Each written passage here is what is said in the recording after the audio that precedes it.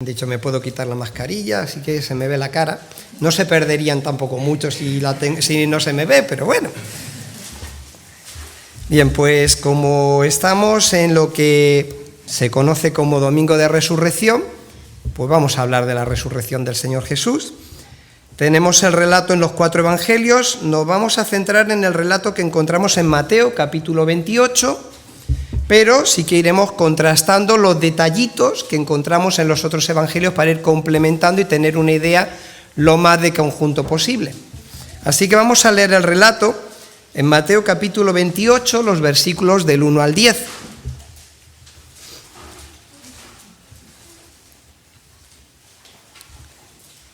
Bien. Nos dice así la palabra del Señor: pasado el día de reposo, al amanecer del primer día de la semana, vinieron María Magdalena y la otra María a ver el sepulcro. Y hubo un gran terremoto, porque un ángel del Señor, descendiendo del cielo y llegando, removió la piedra y se sentó sobre ella. Su aspecto era como un relámpago y su vestido blanco como la nieve. Y de miedo de él, los guardas temblaron y se quedaron como muertos.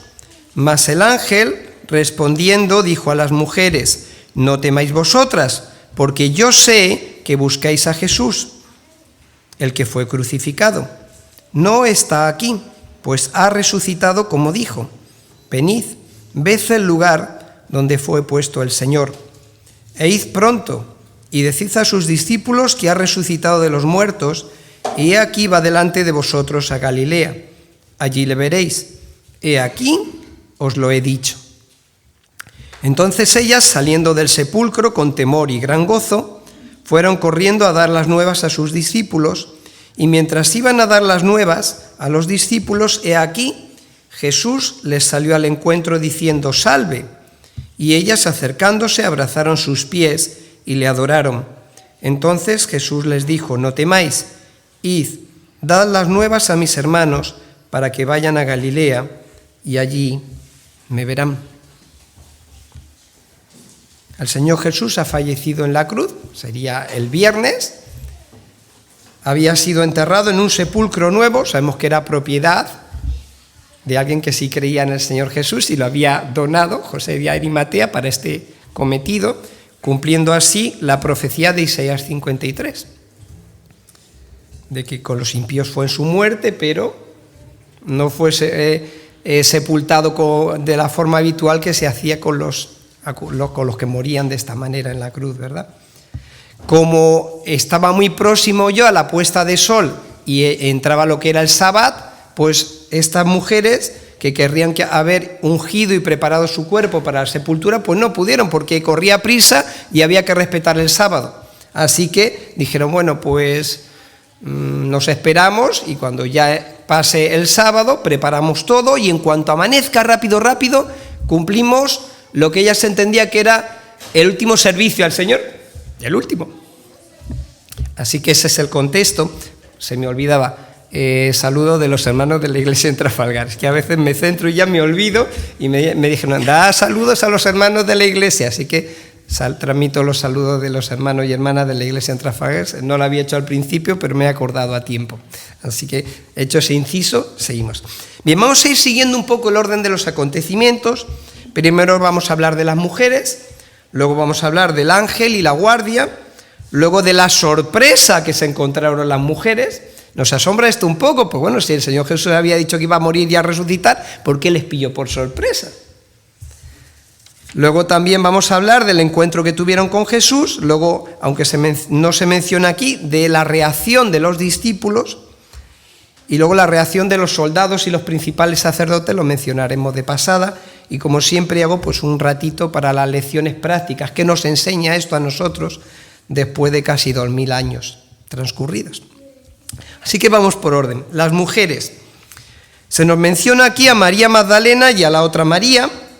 Si vamos al capítulo anterior, Mateo, capítulo 27, versículos 55 y 56, dice que estaban allí muchas mujeres mirando de lejos, las cuales habían seguido a Jesús desde Galilea, sirviéndole, entre las cuales estaban María Magdalena, María, la madre de Jacobo y José, luego entendemos que cuando dice aquí la otra María se refiere a esta, pero se menciona también a la madre de los hijos de Zebedeo, y ahora veremos que en otros lugares se menciona alguna otra más.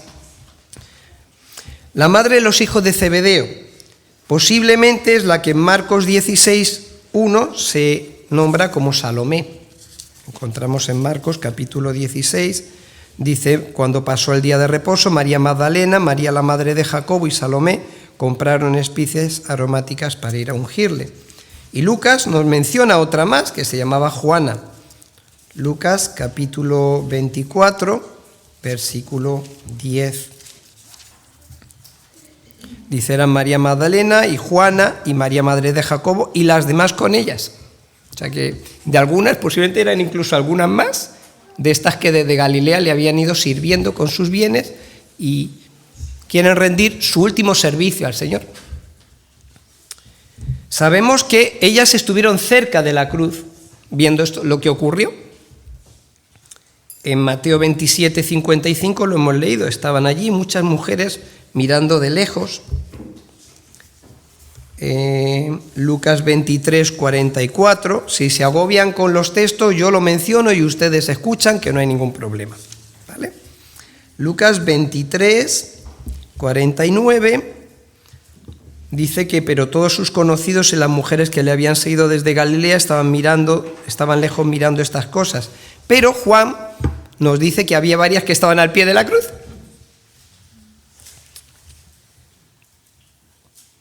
Juan 19, Juan capítulo 19, versículo 25, dice: estaban junto a la cruz de Jesús, su madre y la hermana de su madre, mujer de Cleofás, María mujer de Cleofás y María Magdalena. Pero sabemos algo más. Cuando Jesús es quitado de la cruz, se fijan dónde le han puesto. Y esto es importante. ¿Por qué? Porque a veces se dice, bueno, es que se equivocaron de tumba y había una tumba vacía y dije, mira, ha resucitado. Y resulta que se habían equivocado de tumba porque eran de noche y no se dieron cuenta. Esto lo he oído yo a veces comentar. No, vamos a ver qué nos dicen los evangelios. Marcos 15:47.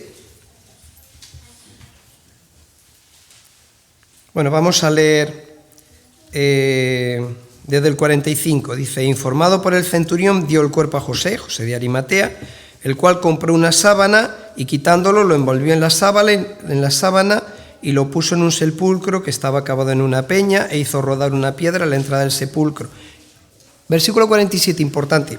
Y María Magdalena y María, madre de José, miraban dónde lo ponían. O sea, se fijaron bien, oye, como tenemos que venir el domingo por la mañana, que no nos confundamos de tumba, vamos a fijarnos bien dónde le han puesto.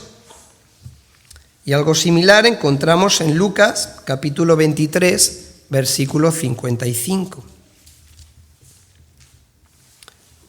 Dice: y las mujeres que habían venido con él desde Galilea siguieron también y vieron el sepulcro y cómo fue puesto su cuerpo, y vueltas prepararon especias aromáticas y ungüentos y descansaron el día de reposo conforme al mandamiento. Luego ya vamos viendo un poquito cómo están planificando todo. Hemos visto que habían servido a Jesús de sus bienes desde Galilea y lo último que pensaban hacer era su último servicio al Señor. El Señor ha muerto, pues ya no hay nada más que hacer, por lo menos vamos a ungir su cuerpo, porque es la costumbre y vamos a hacer las cosas bien, porque se ha hecho todo deprisa y corriendo porque ya llegaba el sábado y no hemos podido hacerlo. Así que nos pegamos un madrugón, como vemos ahora, y vamos a hacer esto. Es nuestro último servicio al Señor. No quedaba esperanza. No quedaba esperanza. El Señor ha muerto, pues ya está. Está muerto. Claro, recordamos que hasta en 3 ocasiones, que nos consta en los evangelios, el Señor Jesús anunció su muerte y su resurrección, pero con toda la tribulación del momento y la angustia de ver sufrir al Señor en la cruz, se les había olvidado, pero a ella y a los discípulos, porque luego veremos la reacción también de los discípulos. Tenían una preocupación. Marcos 16:3. Habían visto cómo ponían al Señor Jesús en la tumba. ¿Y qué hemos dicho que hicieron? Removieron una gran piedra. Posiblemente estaba con un desnivel para que cayera, Pero claro, luego poner eso, subirlo cuesta arriba, y era un pedrolón enorme, y estas mujeres decían, ¿y ahora cómo nos la vamos a apañar para abrir la tumba? Marcos,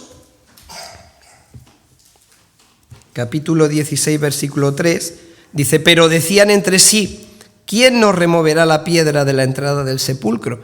Pero curioso, eso no las disuadió de ir. Podrían haber dicho, ¿cómo vamos a mover esa piedra enorme? Pues ya no podemos hacer nada. Aun pensando, ¿cómo nos la vamos a poder apañar para entrar? Fueron. Creo que es un matiz importante. A pesar de esa dificultad, decidieron ir. Tampoco sabían lo que había ocurrido entre medias. Y era que habían dicho, oye, mira, este engañador dijo que resucitaba a sus enemigos, si se acordaban de eso. Y pidieron una guardia armada, se selló la tumba. Ahora habríamos puesto de un cordón policial que pone prohibido el acceso, policía o algo así. Y aquí nos aseguramos que no se acerca a nadie. Eso no lo sabían ellas. Pero el obstáculo era triple. El pedrolón enorme cerrando la tumba sellada y una guardia armada vigilando. Pero fueron. Y como hemos leído, al amanecer del primer día de la semana, que para nosotros, para ellos era el domingo, o como le llamaran, nosotros decimos domingo,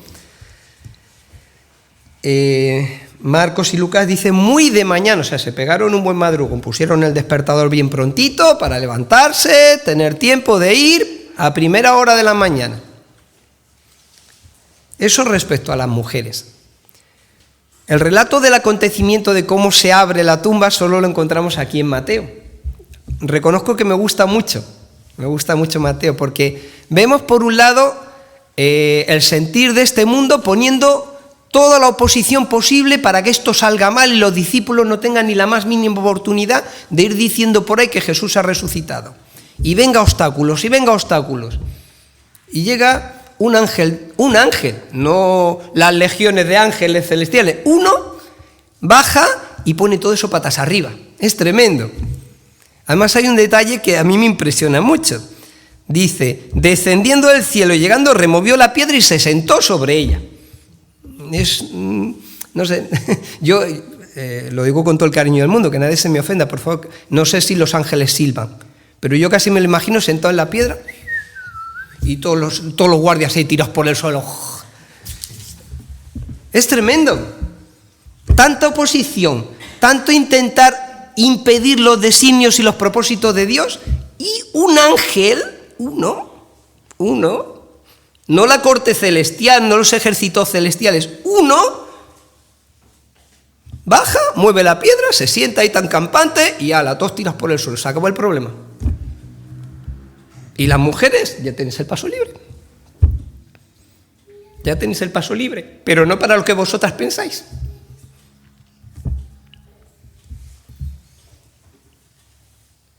Ahora bien, ¿para qué movió el ángel la piedra?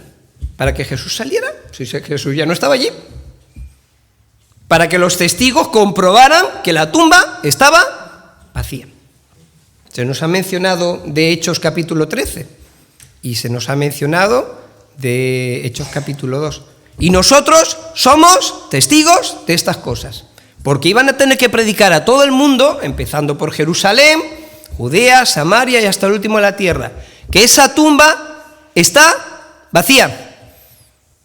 Y nosotros hemos visto las vendas como quedaron, porque se dice, bueno, entraron, no sé cómo, a pesar de la guardia y todo, y se llevaron el cadáver.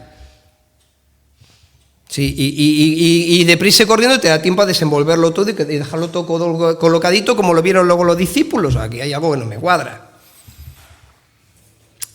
El ángel movió la piedra no para que Jesús saliera, Jesús ya no estaba allí, sino para que los testigos oculares de ese acontecimiento comprobasen con su propio ojo que ahí no había nadie. Y llegamos a lo que yo llamo la sorpresa. ¿Por qué la sorpresa? Porque las mujeres iban a ungir el cuerpo del Señor Jesús. ¿No iban a ser testigos de la resurrección? No se les pasaba eso por la cabeza. Y cuando entraron, resulta que el ángel estaba allí esperándolas. ¿Por qué sabemos que este acontecimiento ocurre dentro?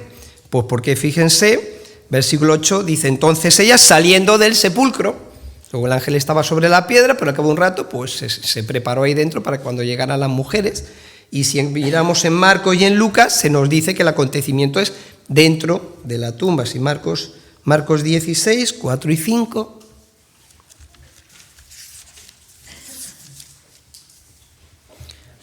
Dice, pero cuando miraron, vieron removida la piedra, que era muy grande. Por eso estaban preocupadas. ¿Quién nos va a remover la piedra? Y Dios estaría pensando, tranquilas, que ya me ocupo yo. Tranquilas. Vosotros haced vuestra parte, que yo me ocupo de la mía. Y luego leemos en el versículo siguiente, y cuando entraron en el sepulcro, vieron a un joven sentado al lado derecho.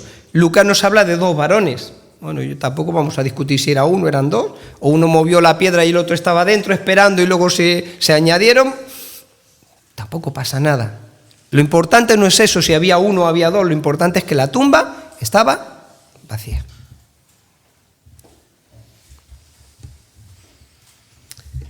Me impresiona mucho las palabras de este ángel, versículo 5. No temáis vosotras. Y el vosotras es importante, ¿por qué? Porque los guardias estaban muertos de miedo, tirados por el suelo, yo no sé si inconscientes o cómo, pero estaban todos tirados por el suelo. Vosotras no tenéis que tener miedo, ellos sí, pero vosotras no. No temáis vosotras.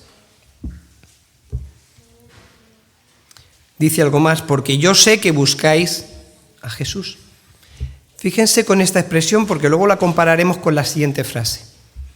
Yo sé que buscáis a Jesús. Venían buscando el cuerpo de Jesús para ungirlo y no encuentran a Jesús. Pero sé que veníais con ese propósito.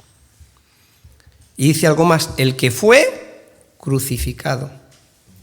Esto es un acontecimiento real e histórico. Aquí no ocurrió ninguna cosa extraña en la cruz, no. El que fue crucificado y murió en la cruz, luego fue sepultado en ese sepulcro. Y ellas hemos visto que vieron en qué lugar le pusieron, para que no hubiera la más mínima duda de que se equivocaron de tumba. No, aquí nos queda muy claro que eran testigos oculares de dónde le pusieron. Y se hicieron un croquis para saber a los 2 días dónde tenían que ir. No se equivocaron de tumba. Sabían dónde le había puesto y fueron a la tumba donde el Señor Jesús había sido puesto. Venid al lugar donde fue puesto. Bueno, me he saltado. El que fue crucificado. Y luego que dice, no está aquí, pues ha resucitado. No está aquí, pues ha resucitado. Y luego hay una frase importante. ¿Cómo? Dijo. Y esto estaba profetizado, pero el Señor 3 veces que nos conste en los evangelios les había recordado que iba a morir, que iba a sufrir mucho, pero que iba a resucitar al 3er día. Y tanto estas mujeres como sus discípulos se les había olvidado por completo, sin embargo sus enemigos no. Oye, ese engañador dijo que iba a resucitar al 3er día, pon una guardia por si acaso vienen los discípulos a robarle el cadáver. Y mira tú por dónde los que se tenían que haber acordado se habían olvidado. Con la angustia de la situación, del momento de ver al maestro muriendo en la cruz, se habían olvidado. Y este ángel dijo, oye, acordaros que os dijo que iba a resucitar. Ahí tenéis la evidencia. Está vacío. Aquí no hay nadie. Ha resucitado como dijo. Y luego dice, venid, ved el lugar donde fue puesto. Contraste, ¿qué ha dicho antes? Sé que buscáis a Jesús. ¿Qué dice ahora? Venid, ved el lugar donde fue puesto. No dice Jesús, dice el Señor. Señor sobre la muerte y el que tiene el potestad sobre la muerte. El Señor, porque ha resucitado y está vivo. Y ahora venís y lo único que encontráis es una tumba vacía.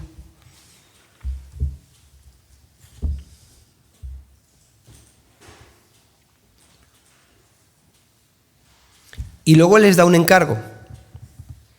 Id pronto y decid a sus discípulos que ha resucitado de los muertos y va delante de vosotros a Galilea, allí le veréis.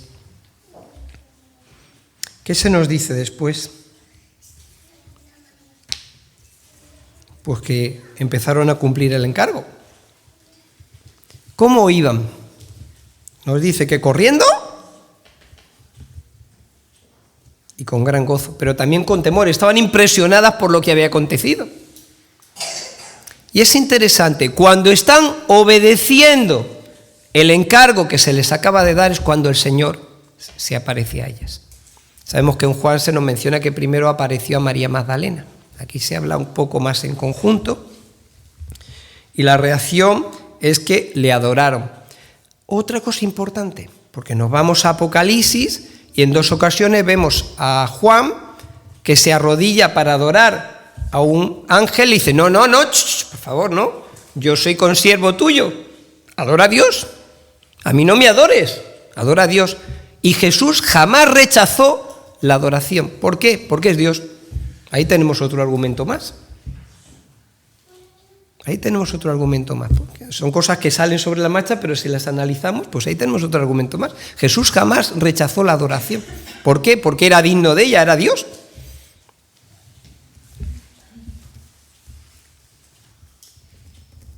Y les vuelve a insistir en que no temáis. El temor parece casi algo inherente a nosotros. Con cuántas cosas nos da miedo, nos asustamos, nos venimos abajo. Y cuántas veces en los evangelios, en palabra del Señor Jesús, no temáis, no temáis. Pero en el Antiguo Testamento también, cuántas veces tiene que decir Dios en las profecías, no temáis. Si estáis en mis manos. Si yo tengo el control de este mundo, aunque aparentemente no lo parezca, no temáis. Esas mujeres iban preocupadas a la tumba pensando, ¿quién nos va a mover la piedra? Pero si ya tenía Dios preparado todo. Pero aún así fueron. Aún así fueron. Los discípulos. Aquí no se nos menciona a los discípulos, pero vamos a verlo en Lucas 24:11.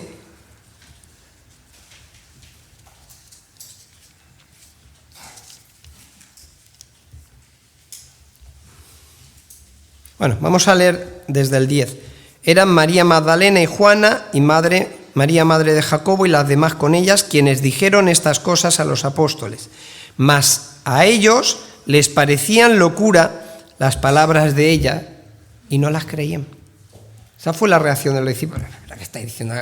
Habéis dormido mal y habéis tenido un sueño raro por ahí y os lo estáis inventando. Pero yo soy muy pesado a veces en Trafalgar, siempre digo, qué importantes son los peros en la Biblia. Pero, levantándose Pedro, por Juan sabemos que Juan también fue con él, el impulsivo Pedro, que yo a veces le pongo de vuelta y media, porque primero hablaba y luego pensaba, pero aquí es el que se levanta y toma la iniciativa. Luego veremos por qué. Hay un matiz importante en Marcos que no he querido decir ahora, porque quiero que luego hablemos de la restauración de Pedro. ¿Y por qué fue Pedro el que echó a correr? Y Juan con él. Y claro, Juan estaba más en forma, era más jovencito y le ganó la carrera, pero se esperó en la puerta, pero el que asomó primero fue Pedro luego. Vemos en Juan, eso como decía, en Juan 20 nos detalla un poco más todo esto, para que veamos que no me lo estoy inventando yo.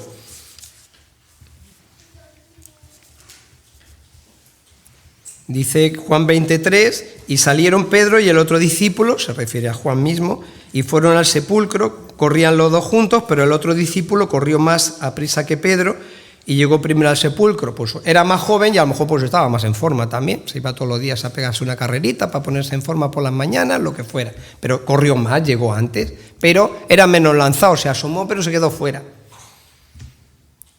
Dice que bajándose a mirar vio los lienzos puestos pero no entró, pero luego llegó Simón y sí que entró, a comprobarlo. Luego veremos por qué. ¿Y los soldados? ¿Cuál fue la reacción de los soldados? Pues la encontramos a partir del versículo 11, volvemos a Mateo, esto solo nos lo cuenta Mateo también. Nos dice que mientras ellas iban, y aquí uno de la guardia, fueron a la ciudad y dieron aviso a los principales sacerdotes de todas las cosas que habían acontecido, y reunidos con los ancianos y habido consejo, Dieron mucho dinero a los soldados, diciendo: decid vosotros, sus discípulos vinieron de noche y lo hurtaron, estando nosotros dormidos. Los que hemos hecho la mili, eso de dormirte en una guardia, eran palabras mayores. Y si esto lo oyera el gobernador, por eso dice: nosotros le persuadiremos y os pondremos a salvo. Y ellos, tomando el dinero, hicieron como se les había instruido. Y este dicho se ha divulgado entre los judíos hasta el día de hoy. Cuando Dios se sale con la suya, pues los hombres intentan echarle piedras de alguna manera y tapar el asunto, aunque sea mintiendo o engañando. Ahora bien, ya hemos visto un poco los acontecimientos. ¿Qué nos enseña todo esto a nosotros? Casi 2000 años después. ¿Qué nos enseña? Ya se han mencionado algunas cosas esta mañana, así que nos va a venir bien para repasarlo. A las mujeres no les movió la esperanza de ver al Señor Jesús resucitado, porque no estaban pensando en eso. Les movió su sentido del servicio al Señor.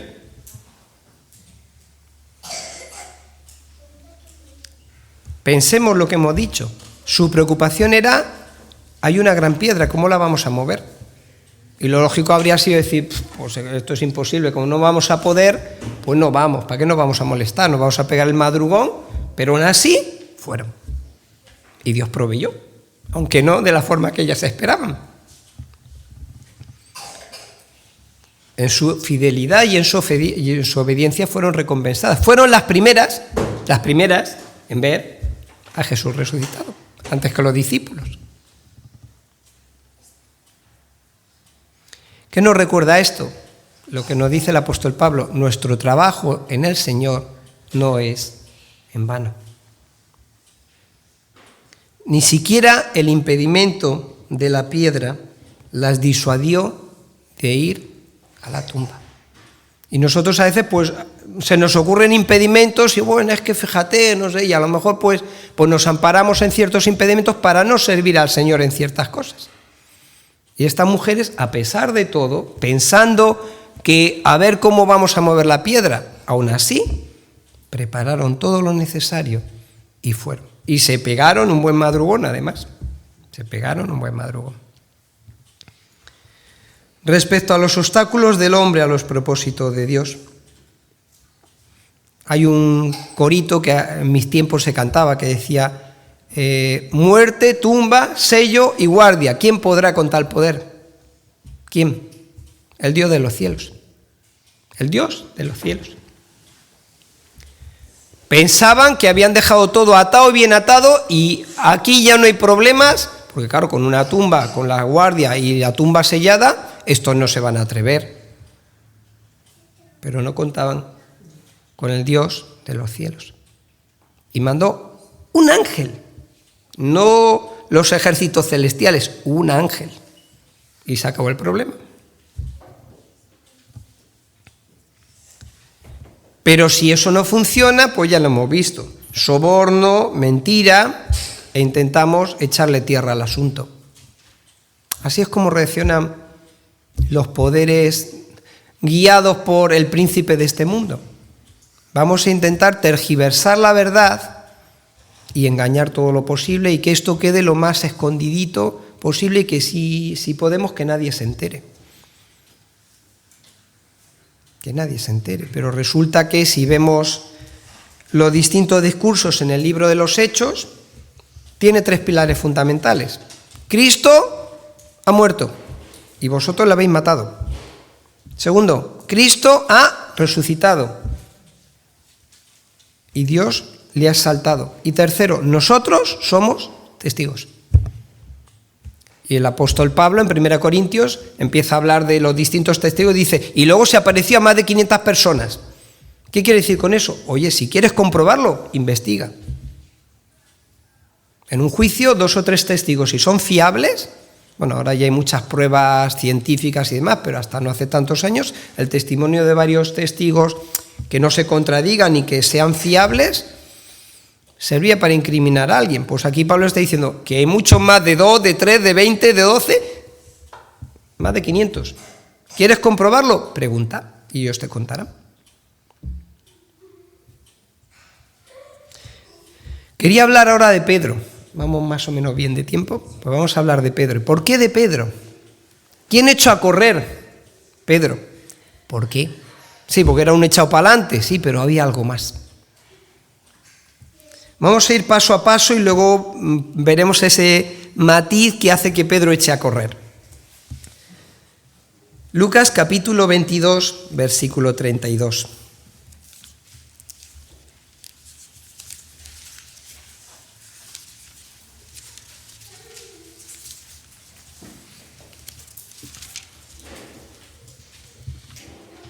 Bueno, voy a leer desde el 31. Es la noche previa a la traición de parte de Judas. Digo traición, porque fue una traición. Dijo también el Señor: Simón, Simón, he aquí Satanás os ha pedido para zarandearos como a trigo. Pero, otra vez el pero yo he rogado por ti. ¿Por qué por ti y no por los otros? Que tu fe no falte, y tú, una vez vuelto, confirma a tus hermanos. Me llama la atención, porque no dice yo he rogado por ti para que Satanás deje de zarandearos. No dice eso. Dice he rogado por ti para que en medio del zarandeo tu fe no falte. Y dice algo más. Y una vez vuelto, ¿por qué vuelto? Porque te has ido. Si vuelves es porque te has ido. Si yo vuelvo a Madrid es porque he venido aquí, si no estoy en Madrid. Bueno, Fuenlabrada, en mi caso. Y tú, una vez vuelto, confirma a tus hermanos. ¿Cuál fue la reacción de Pedro? Pues como yo digo, muy echado para adelante. Señor, dispuesto estoy a ir contigo no solo a la cárcel, sino también a la muerte. Me juego la vida por ti. Y yo creo que me imagino al Señor Jesús mirándole así con una media sonrisa. Ay, Pedro, que poco te conoces. Pedro, te digo que el gallo no cantará hoy antes que tú me niegues 3 veces que me conoces. Y esto ocurrió. Capítulo 22, versículos 61 y 62. Bueno, tenemos antes la negación de Pedro, pero me centro en esto. Vamos a leer desde el 60. Y Pedro dijo, por tercera vez, no sé lo que dices. Y enseguida, mientras hablaba, el gallo cantó. Entonces, vuelto el Señor, posiblemente está saliendo en uno de los momentos que le van llevando de un sitio a otro. Dice, miró a Pedro. ¿Qué habría en la mirada del Señor? Siempre me lo he preguntado, ¿qué habría en esa mirada? ¿Tristeza? ¿Decepción? No lo sé. Pero dice que Pedro se acordó de la palabra del Señor que le había dicho. Dice, y saliendo fuera, lloró amargamente.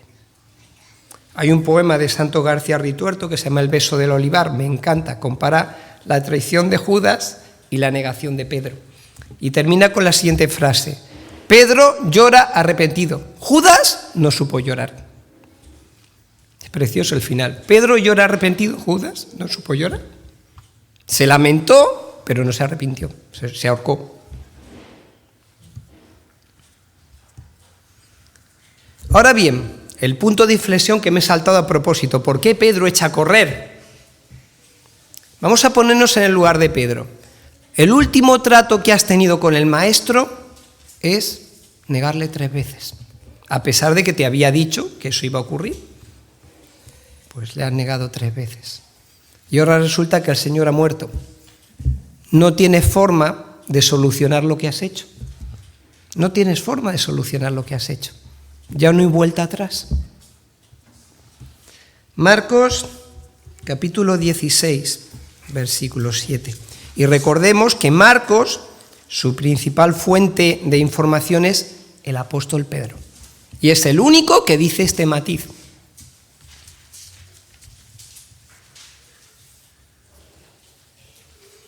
Marcos, capítulo 16, versículo 7. La comisión de los ángeles o del ángel a las mujeres aquí añade una cosita. Pero id, decid a sus discípulos y a Pedro. Es el único que se menciona por nombre. ¿Por qué? Aquí el Señor Jesús está empezando a restaurar a Pedro. Imagínense Pedro hecho polvo con los demás discípulos y no se quita de la cabeza que su último servicio al maestro ha sido negarle 3 veces. y no hay solución porque está muerto. Y llegan las mujeres y dicen, oye, que el Señor Jesús ha resucitado, que nos han dicho que os avisemos que ha resucitado y que tenéis que ir a Galilea para verle. Pero dicen, y a ti también, Pedro. ¿Yo también? Pero se le he negado, tú también. Y a Pedro. ¿Y qué hace Pedro? Echa a correr para comprobar que Jesús ha resucitado de verdad. Sigo teniendo esperanza. Que tu fe no falte. Y una vez vuelto, confirma a tus hermanos.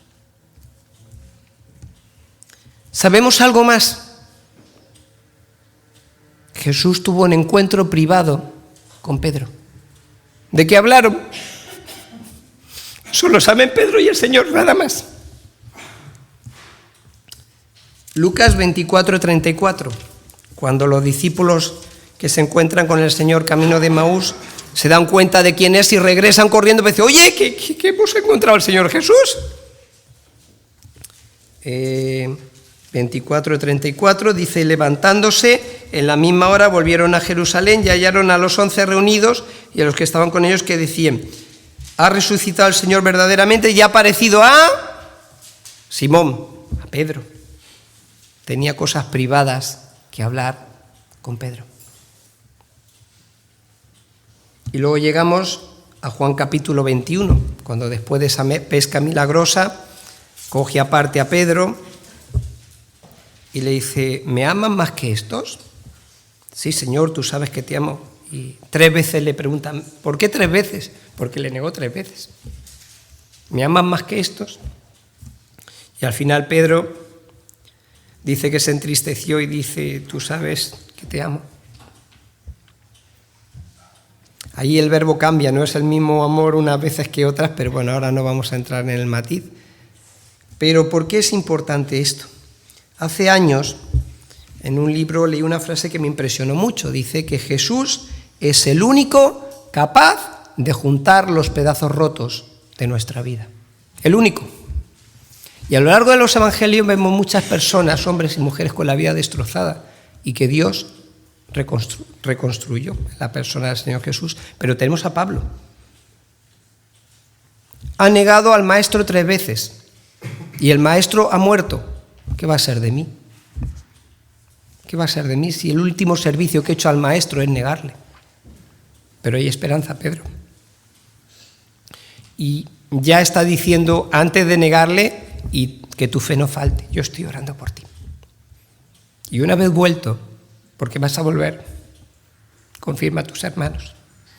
Y para Pedro, escuchar a esas mujeres diciendo, id a sus discípulos y decirles, y a Pedro, no os olvidéis de Pedro.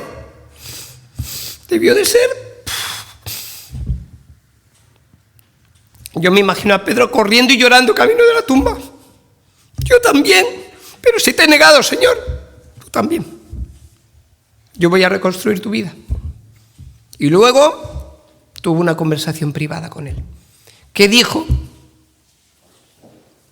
Eso queda entre ellos dos.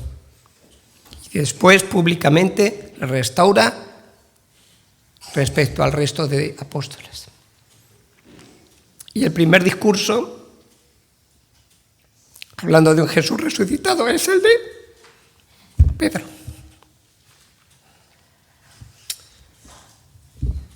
Lo hizo con Pedro, pero lo puede y lo quiere hacer con cada uno de nosotros. Dios es el Dios de las segundas oportunidades. Y a lo mejor de las terceras y las cuartas también. Pero pensemos en la segunda oportunidad de Pedro. Pero pensemos también que esto, Pedro supo usarlo también en la vida de otra persona. ¿Quién pone el detalle de y a Pedro? El Evangelio de Marcos. Y Marcos también tuvo una segunda oportunidad. Acompaña en el primer viaje misionero a Bernabé y a Pablo y no está a la altura. A mitad de camino se da la vuelta. Eso era muy duro para él. Y cuando luego van a hacer otro viaje, Bernabé dice, oye, vamos a probar con Marcos otra vez. Y Pablo vi un cabreo dice, a ese no, bueno, no lo dice con esas palabras, ese con nosotros no vuelve. La palabra usada es paroxismo en griego, paroxismo, o sea, se puso hecho una fiera. Y Bernabé dice, bueno, pues venga, yo lo intento con Marcos. Y Bernabé tuvo mucho que ver, pero también Pedro. Tanto es así que vemos luego en segunda de Timoteo que el apóstol Pablo va a decir lo siguiente.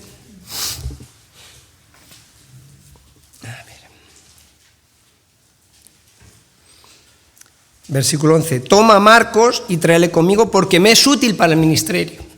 Ahora sí está preparado, ahora es útil. Pero ¿quién hizo el trabajo en la vida de Marcos? Alguien que había aprendido de Jesús mismo cómo reconstruir la vida de una persona que se había pegado un trompazo y que le había decepcionado por completo, Pedro. Y en su primera carta, en la salutación, dice, capítulo 5, versículo 13, la iglesia que está en Babilonia, elegida juntamente con vosotros, y Marcos, mi hijo, os saluda. ¿Por qué Pedro pudo ayudar a Marcos? Porque había aprendido de Jesús mismo cómo restaurar la vida de una persona. Había aprendido del Maestro, el Dios de las segundas oportunidades. Vamos a ir rápido que se va la hora. Hemos leído una frase, he aquí va delante de vosotros. Y yo en mi Biblia tengo apuntado, como siempre lo hizo. Como siempre lo hizo. El Dios que va delante de vosotros siempre. Una cita solo del Antiguo Testamento y una del Nuevo, o dos del Nuevo. Deuteronomio 1:33.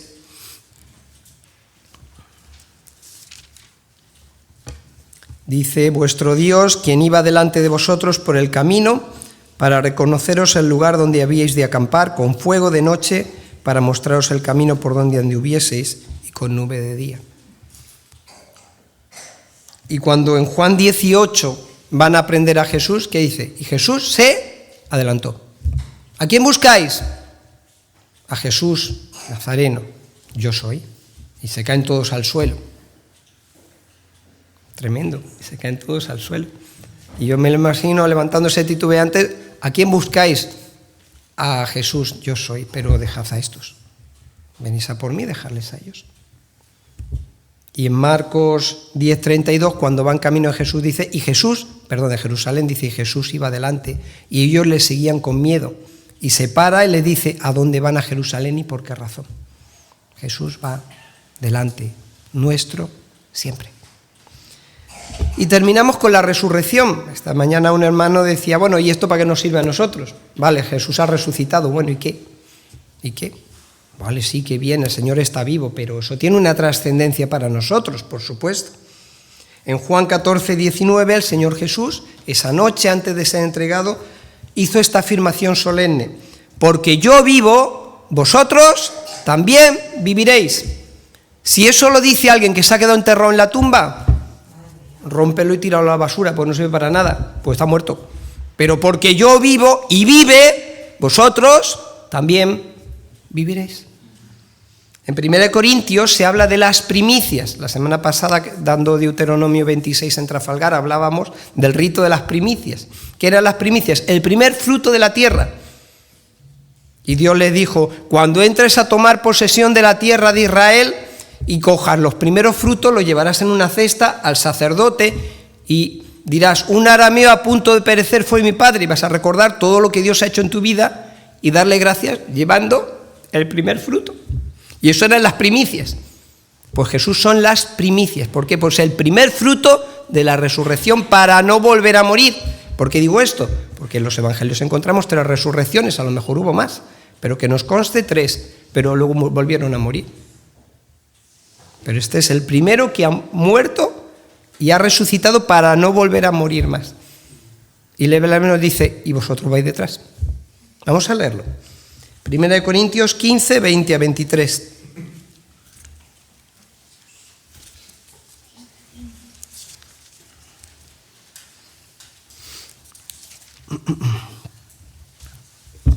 Mas ahora Cristo ha resucitado de los muertos, primicias de los que durmieron es hechos, el primer fruto de la resurrección. Porque por cuanto la muerte entró por un hombre, también por un hombre la resurrección de los muertos. Porque así como en Adán todos mueren, también en Cristo todos serán vivificados. Pero cada uno en su debido orden. Cristo las primicias y luego los que son de Cristo en su venida. Filipenses capítulo 3, versículo 20.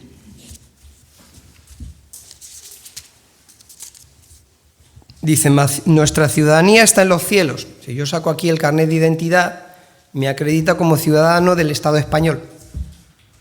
Pero yo tengo el sello del Espíritu que me acredita como ciudadano del reino de los cielos. Mas nuestra ciudadanía está en los cielos, de donde también esperamos al Salvador, al Señor Jesucristo, el cual transformará el cuerpo de la humillación nuestra. Me impresiona mucho esta frase. Y conforme te vas haciendo mayor y vas viendo a queridos familiares y hermanos, cómo su cuerpo se va estropeando a causa de las enfermedades, y a veces enfermedades terribles que dejan su cuerpo destrozado, hasta que el Señor le llama a su presencia el cuerpo de la humillación nuestra. Porque esto se va echando a perder.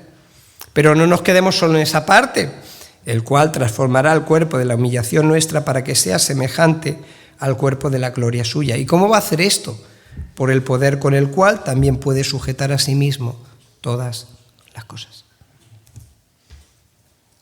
Apocalipsis 1, 17 y 18.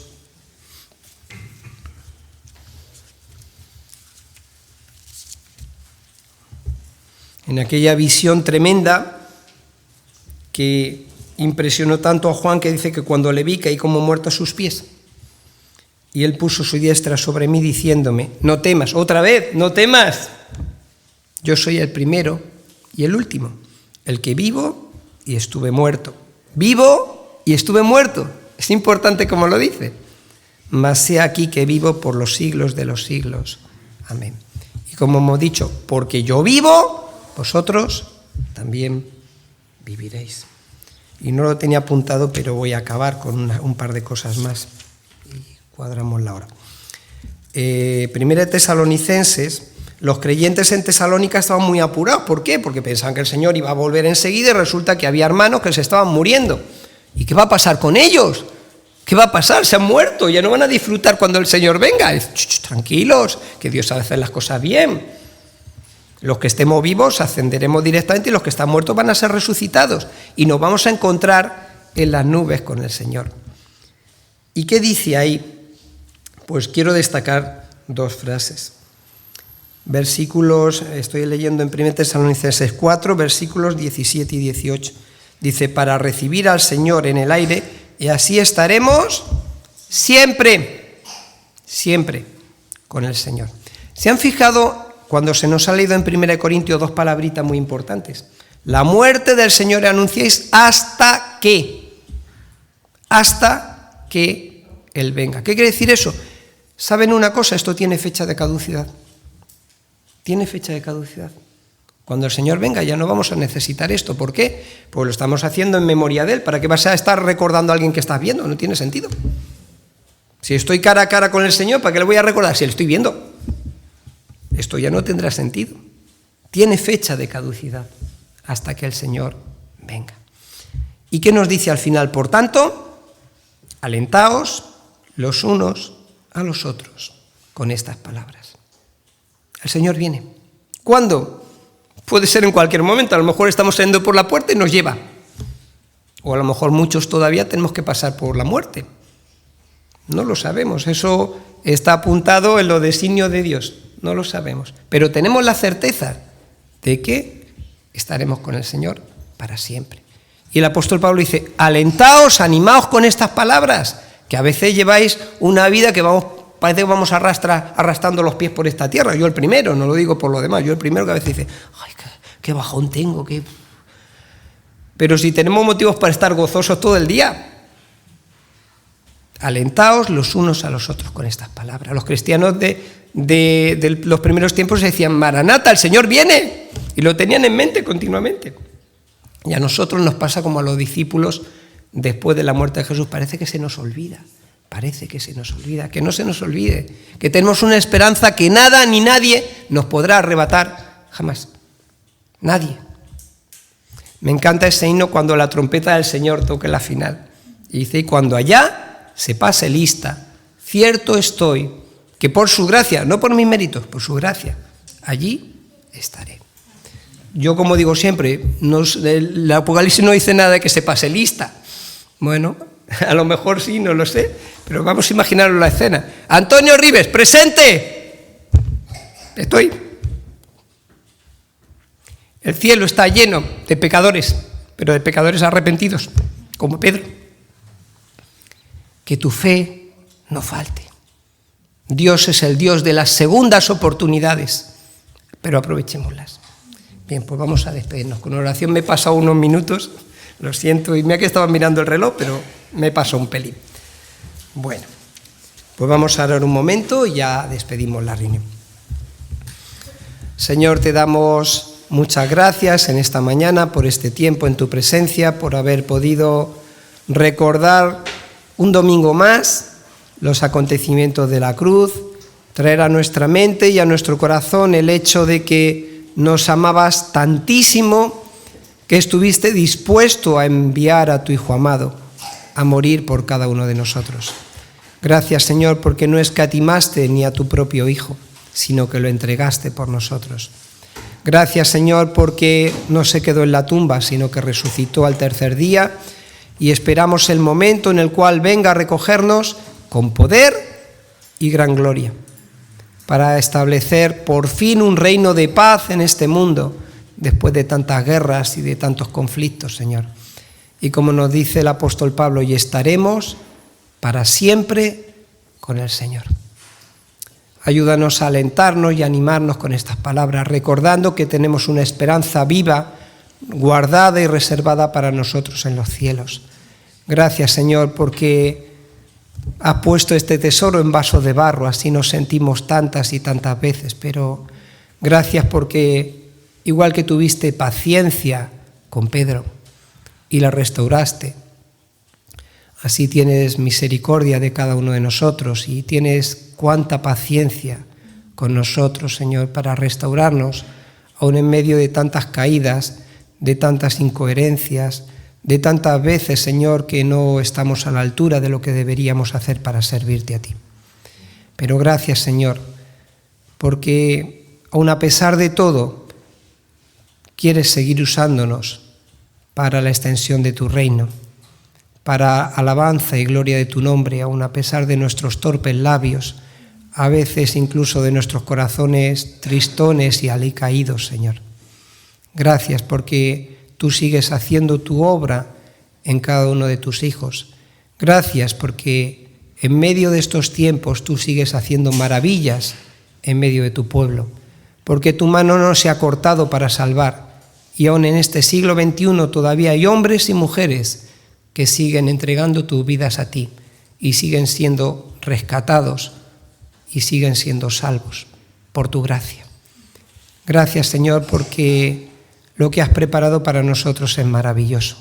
Ayúdanos a recordarlo día a día y ayúdanos, Señor, a no perder la esperanza que tenemos en ti, porque nadie nos va a poder quitar esa esperanza jamás. Nos ponemos en tus manos y te pedimos ahora que nos lleves en paz a nuestros hogares, que sigas bendiciendo tu iglesia aquí en este lugar. En Cristo Jesús. Amén.